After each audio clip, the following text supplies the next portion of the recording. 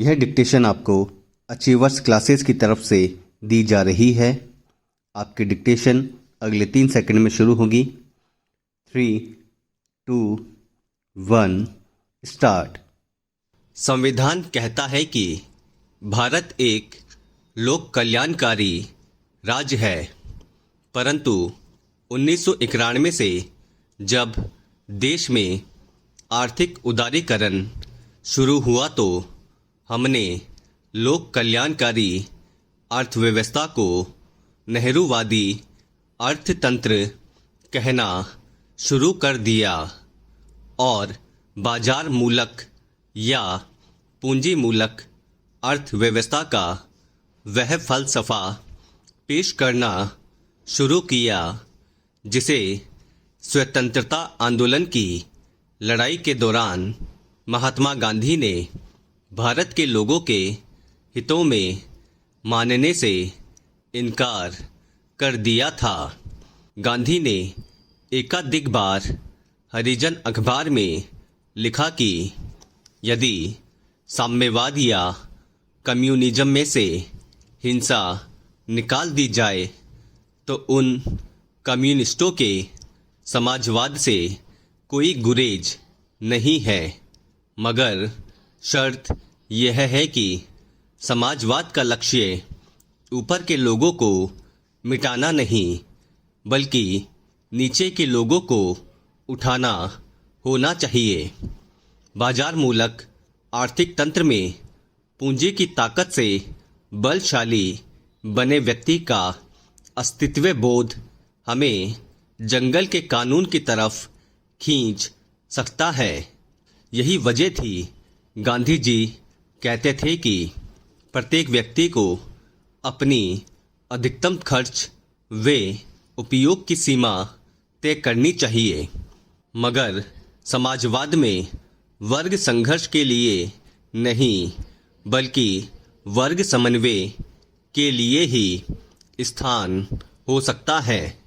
इसलिए हम देखते हैं कि नेहरू काल के दौरान कांग्रेस के समाजवादी गुट के नेताओं जैसे डॉक्टर राम मनोहर लोहिया व आचार्य नरेंद्र देव ने भारतीय लोकतंत्र में लोक कल्याणकारी राज्य की स्थापना पर सर्वाधिक बल दिया और डॉक्टर लोहिया ने अपनी अपेक्षाओं पर खरा न उतरने के लिए नेहरू जी की कड़ी आलोचना भी बार बार की।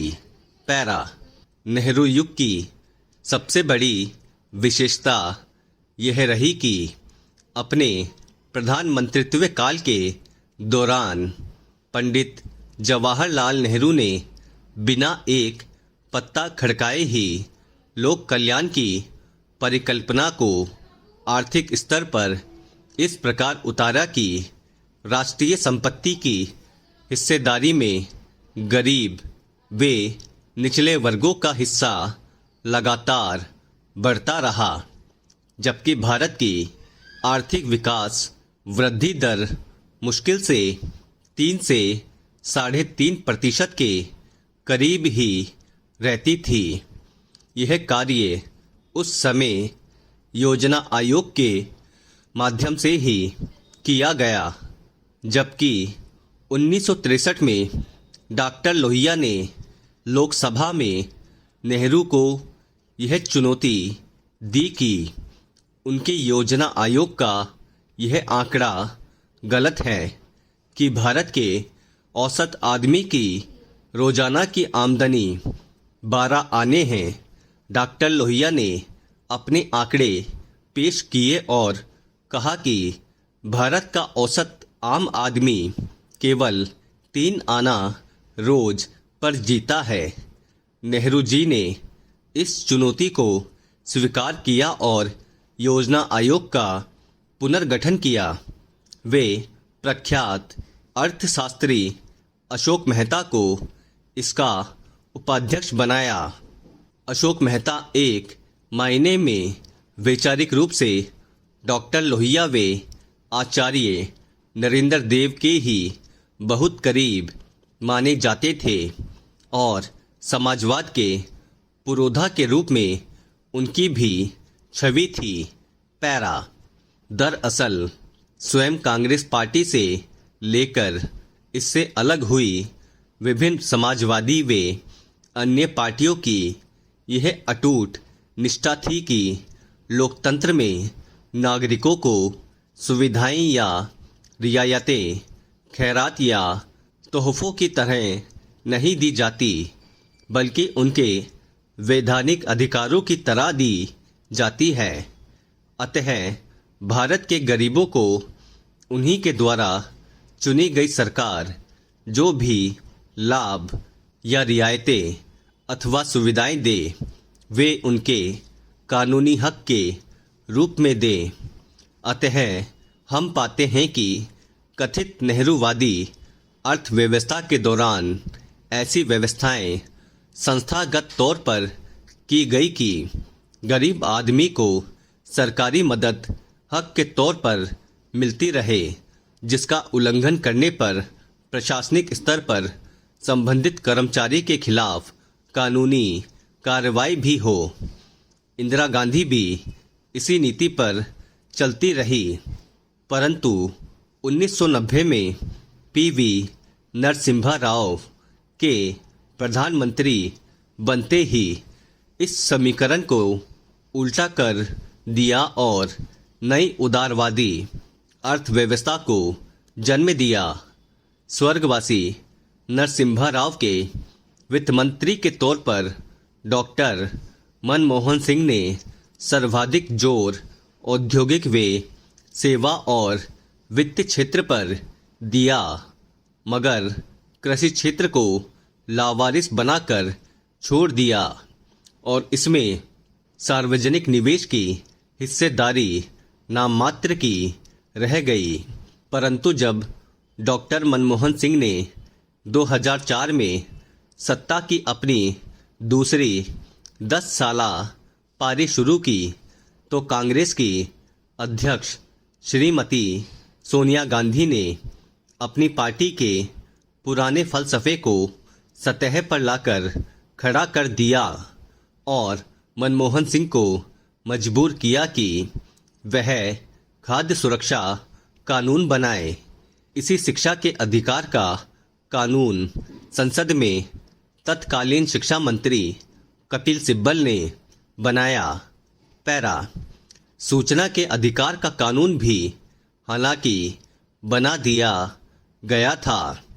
इन कानूनों के बनने से पूरी दुनिया में यह संदेश चला गया कि बाजार मूलक अर्थव्यवस्था का अनुसरण करने के बावजूद भारत गांधी का ही देश रहेगा और यहाँ की सरकारें लोक कल्याणकारी राज्य की स्थापना के प्रति समर्पित रहेंगी। हालांकि राजस्थान के मुख्यमंत्री श्री अशोक गहलोत की तुलना हम अपने राष्ट्रीय पुरोधाओं से नहीं कर सकते हैं, मगर राज्य स्तर पर विभिन्न लोक कल्याणकारी कानून लाकर जयपुर की धरती से वह स्पष्ट संदेश दे रहे हैं कि उनके प्रदेश के हर गरीब, मुफलिस व लाचार इंसान को सम्मान के साथ जीने का अधिकार है और लोकतंत्र में यह उनका कानूनी हक है। श्री गहलोत ने पिछले दिनों प्रत्येक गरीब व असहाय आदमी के लिए जिस न्यूनतम आय विधेयक की बात की है, उसने पूरे देश के लोगों का ध्यान अपनी तरफ खींचा है। इस विधेयक में कार्य न करने लायक उम्र में पहुंच जाने पर प्रत्येक मजदूर व गरीब व्यक्ति को 1000 रुपये पेंशन दी जाएगी, जिसमें हर वर्ष 15% वृद्धि होती जाएगी।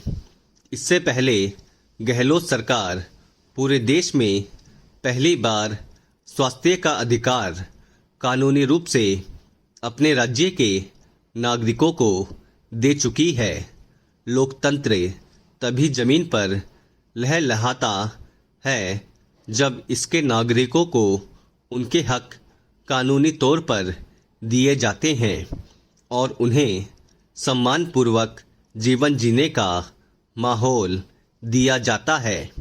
शिक्षा, भोजन व स्वास्थ्य ऐसे क्षेत्र हैं जिनमें सरकारें जितना अधिक निवेश करती है उससे आने वाली पीढ़ियां उतनी ही अधिक मजबूत बनकर राष्ट्र को मजबूत बनाती है। यह दृष्टि ही गांधीवादी दृष्टि कहलाती है और लोक कल्याणकारी राज्य की स्थापना करती है। स्टॉप। दोस्तों, डिक्टेशन के कठिन शब्द प्राप्त करने के लिए टेलीग्राम ग्रुप को ज्वाइन करना ना भूलें, जिसका लिंक डिस्क्रिप्शन में दिया गया है। अगर आपको डिक्टेशन पसंद आई है तो लाइक करें, शेयर करें और चैनल को सब्सक्राइब करना ना भूलें। Thank you.